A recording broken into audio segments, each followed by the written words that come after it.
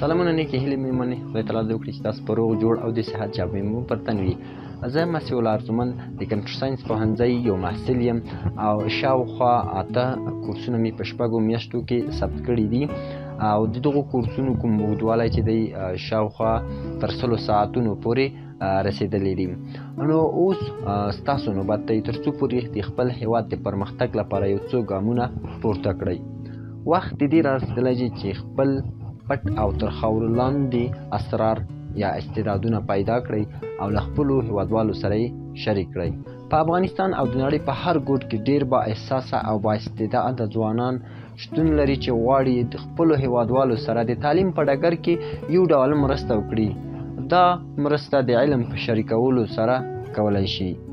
اما دوی یوازینۍ ستونزه چې لري هغه دا ده چې دوی نه پوهیږي چې څنګه یو کورس ثبت کیږي او له کوم ځای څخه د کورس ثبتول را پیل کړم او کومو شیانو ته زه اړتیا لرم او په همدغه ډول ځینې نورې پوښتنې دوی سره پیدا کیږي چې دغه سبب د دې کیږي چې دوی یو ډول د کورس یا د یو درس له ثبتولو څخه بیرته په شاتګ وکړي.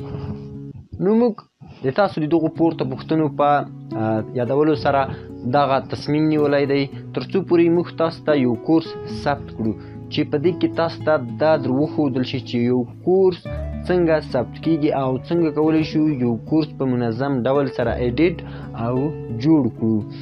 نو دغه کورس مختلف نوع او انواع لري چې د کورس په دوران کې به هر یوه ته انشاءالله یادونه وشي. د دغو کورس په ویلو سره دغو کورس په زده کولو سره به تاسو وکولی شئ چې په تنهایي سره یو کورس ثبت ایډیټ او جوړ کړلی شئ.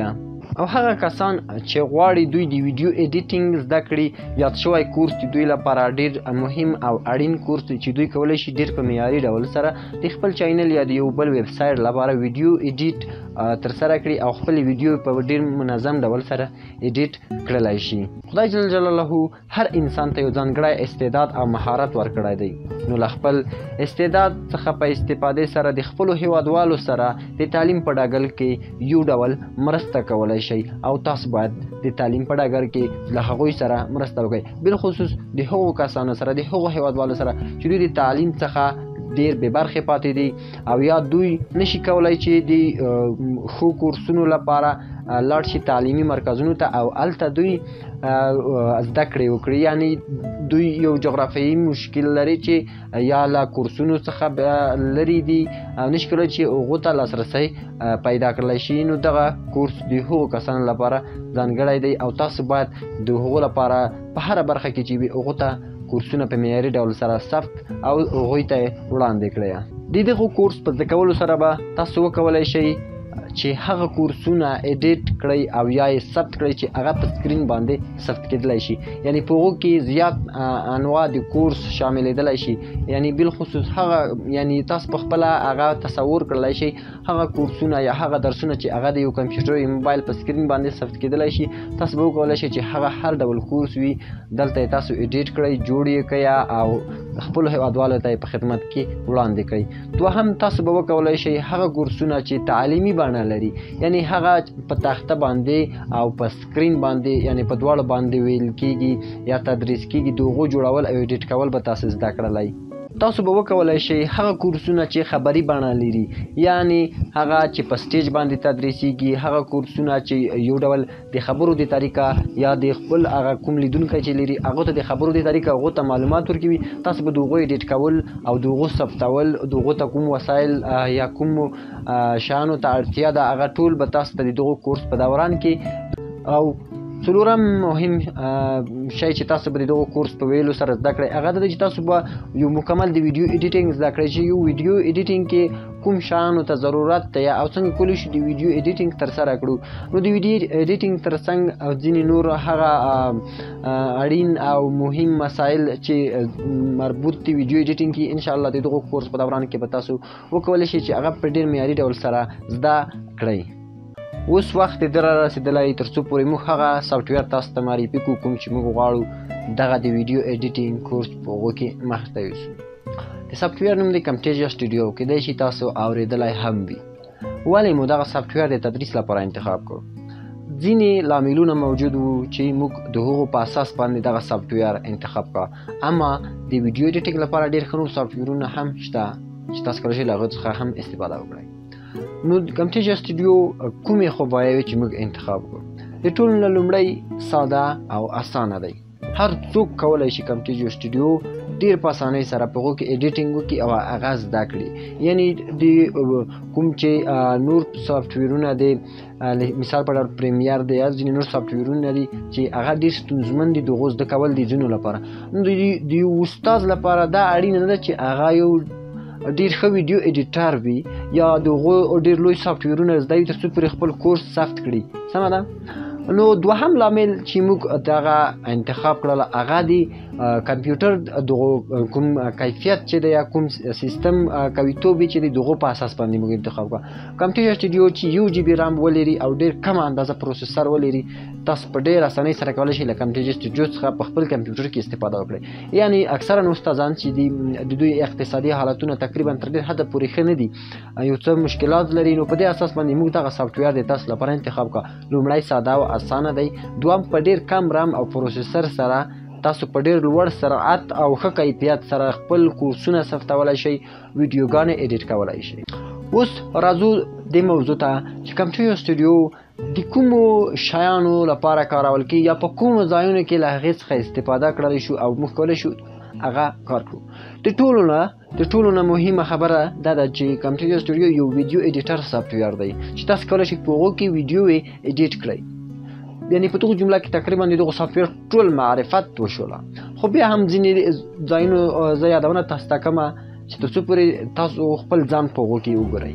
لومړی دغه سافټویر چې دی خاص چې طراحي شوی جوړ شوی دی د کورسونو د ثبتولو لپاره یا د درسي موادو د چمتو کولو لپاره آماده شوی دی چې تاسو کولی شئ هغه کې خپل په ډېر ښه لوړ کیفیت سره کورسونه ثبت کړئ. دوهم هغه یوټیوبران چې دوی ویډیو ایډیټینګ نشي کولای او غواړي چې ډېر په اسانۍ سره په ډېر لږ وخت کې ډېر زر ویډیو ایډیټینګ ترسره کړي یا ویډیو ایډیټینګ زده کړي یا د خپل چینل لپاره په ډېر ښه لوړ کیفیت سره ویډیو ایډیټ کړي، هغو دپاره کورسونه چمتو کړي. دوهم هغه کسان چې غواړي شارټ ویډیوز یا غواړي هغه کوچنۍ ویډیوګانې لکه ټیک ټاک او ځینې نور ویډیوګانې جوړې کړه، نو دوی کولی شي له کمپیوټر سټوډیو څخه استفاده وکړي. بل مهم چې په هغو کې کارول کېږي هغه د ویډیوي کلیپونو لپاره دی چې تاسو کولی شئ په هغو کې ویډیوي کلیپونه جوړ کړئ یا هم هغو ته یو څه ښکلا نوره پکې ورکړئ، لیکنې او چیپونه ځینې نور شیان په هغو کې اضافه کړئ، عکسونه. سمه ده؟ راځو تاسو کولی شئ د کمپیوټر سټوډیو څخه په تلویزیوني خپرونو په جوړولو کې هم استفاده وکړئ. یعنې هغه خپرونې ځینې هغه ساده خپرونې چې تاسو په تلویزیونو کې اکثرا لیدلې دي، تاسو کولی شئ چې په کمپیوټر سټوډیو کې هغه ایډیټ کړئ او هغه ډول خپرونې د خپل یوټیوب چینل لپاره، د خپل ویب سایټ لپاره یا د خپل تلویزیون لپاره جوړې کړئ. اوس راځو بله مهمه موضوع چې د تاسو لپاره هغه باید روښانه شي، هغه دا ده چې موږ د دغو کورس د ثبتولو لپاره یا که چېرته موږ وغواړو چې یو کورس ثبت کړو یا د یو کورس ثبتول وغواړو، کومو وسایلو ته موږ اړتیا لرو تر څو پورې موږ خپل کورس په هغو باندې ثبت کړی شو. نو په دې اساس باندې ما تاسو ته 2 ډوله وسایل دلته چمتو کړي دي چې تاسو ته یې معرفي کړم. لومړی هغه وسایل دي چې تاسو هغو ته اشد ضرورت لرئ چې باید حتما موجود وي، او دوهم هغه وسایل دي که چېرته موجود وي تاسو کورس ته یو په 2 ښکلا ورکولی شي. سمه ده؟ نو راځو لومړی هغه وسایل چې تاسو د کورس لپاره ضروري دي. لومړی چېرته تاسو غواړئ چې خپل کوم کواره چې د ظاهري هغه تاسو غواړئ چې خپلو لیدونکو ته په سکرین باندې وښایئ، تاسو کامرې یا هم که کامرې ته واس نه لرئ، تاسو یو ټلیفون ته چې حد اقل یو څه ښه کامره ولري هغو ته ضرورت لرئ. دوم تاسو یو مایک ته ضرورت لرئ تر څو پورې د تاسو هغه غږونه چې هغه په بیکګراوند کې دي یا هم هغه غږونه چې هغه مربوط تاسو نه غواړئ چې په خپل کورس کې د راشي، د هغو د لرې کولو دپاره تاسو یو مایک ته ضرورت لرئ چې هغه غږونه راوانخیستل شي. دریم تاسو یو شین بیکګراوند ته ضرورت لرئ تر څو پورې د تاسو هغه بیکګراوند چې شاته موجود وي هغه که په هر رنګ کې وي، کورس په دوران کې به دغه رنګ هم تاسو ته معرفي شي، او ته ضرورت لرئ یو په یو کې وي، 2 په 2 کې وي یا 3 په 3 کې چې وي، هر صورت چې لویه وي چې توره تاسو ضرورت ورته لرئ تاسو کولی شئ چې هغه هم ولرئ. دریم تاسو یو کمپیوټر ته ضرورت لرئ ترڅو پورې تاسو په هغو کې کورس ثبت کړلی شئ ترڅو پورې تاسو وکړلی شئ چې په هغو کې د خپلې ویډیو یا د دغو کورس ایډیټینګ ترسره کړی شئ. نو په همدغه اساس باندې دغه هغه وسایل وو چې تاسو کولی شئ په خپل کورس کې هغه په دوو کټګوریو وویشئ، ضروري غیر ضروري. په ضروریو کې هم ځینې وسایل مثلا نه غواړئ چې خپله ظاهري قواره وښیئ، نو هغو ته تاسو صرف یو مایک او کمپیوټر ته ضرورت لرئ، نور هیڅ ډول وسایل ته تاسو ضرورت نه لرئ. بله مهمه موضوع چې زه غواړم تاسو ته د دغو کورس د پیل کېدو څخه د مخکې ووایم هغه دا ده چې کمپټیجو سټوډیو کومې نورې اسانتیاوې خپلو کاروونکو ته وړاندې کوي. لومړی کولی شئ تاسو د خپل سکرین څخه یا د خپل د کمپیوټر سکرین ریکارډ کړئ. دوهم تاسو سربیره په دې چې ریکارډینګ کولی شئ تاسو کولی شئ چې د مختلفو پوزیشنونو څخه مختلفې کامرې تاسو په یو سافټویر کې مدیریت کړئ او هغه ترتیب کړئ. د مثال په ډول تاسو یو کامره هلته لرئ، دویمه کامره دلته لرئ او دریمه کامره مخامخ لرئ. دغو ټولو مدیریت تاسو کولی شئ چې په دغو سافټویر کې په ډېر منظم ډول سره ترسره کړلی شئ. بل تاسو په دو کې کولی شئ چې د ویډیو افیکټس څخه استفاده وکړئ.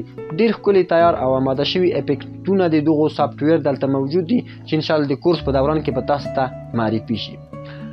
بل اسانتیا چې لري دغه سافټویر هغه ته ده چې دغه سافټویر یوه لایبرري لري. په هغه لایبرري کې آیکنونه، شیپونه، میوزیکونه، ډېر مختلف شان په هغو کې موجود دي چې تیار جوړ شوي دي. صرف په هغو کې تاسو یو ایډیټ ته ضرورت لرئ چې په یوه ثانیه یوه دقیقه په همدغه ډول تاسو کولی شئ چې په هغو کې ایډیټینګ ترسره کړئ. بل مهم شی چې زه غواړم هغه تاسو ته دغه کورس په دوران کې د زده کړم هغه دا دی چې تاسو کولی شئ د خپل موبایل په واسطه باندې خپل هغه ساحه چې غواړئ هغه ریکارډ کړئ. یعنې په موبایل کې هم تاسو کولی شئ چې ریکارډینګ وکړئ او دغه سافټویر ته یې ایډیټ کړئ. اومه موضوع مهم شی چې دغه سافټویر لري یا اسانتیا چې خپل لیدونکو ته دغه سافټویر وړاندې کوي هغه انیمیشنز دي. چې تاسو کولی شئ په دغه سافټویر کې انیمیشنز څخه استفاده وکړئ، په خپله کولی شئ انیمیشنز جوړ کړئ په دغه سافټویر کې او کولی شئ د نورو سافټویرونو څخه دغه سافټویر ته انیمیشن وارد کړئ.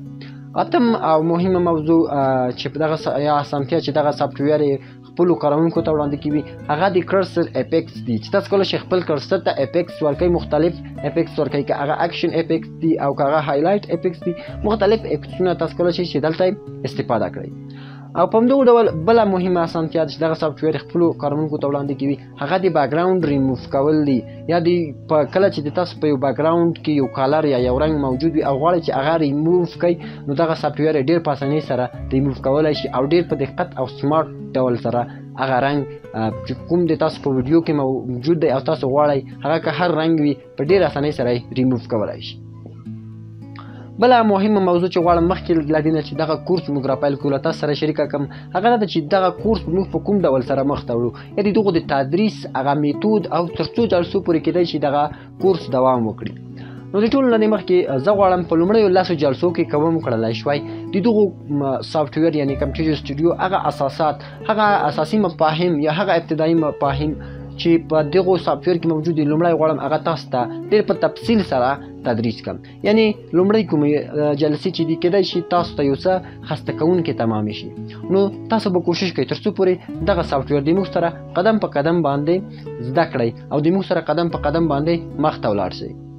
او بله موضوع د جلسو ده چې تر څو جلسو پورې یا تر څو ساعتو پورې دغه کورس کیدای شي اوږد شي یا دوام ولري.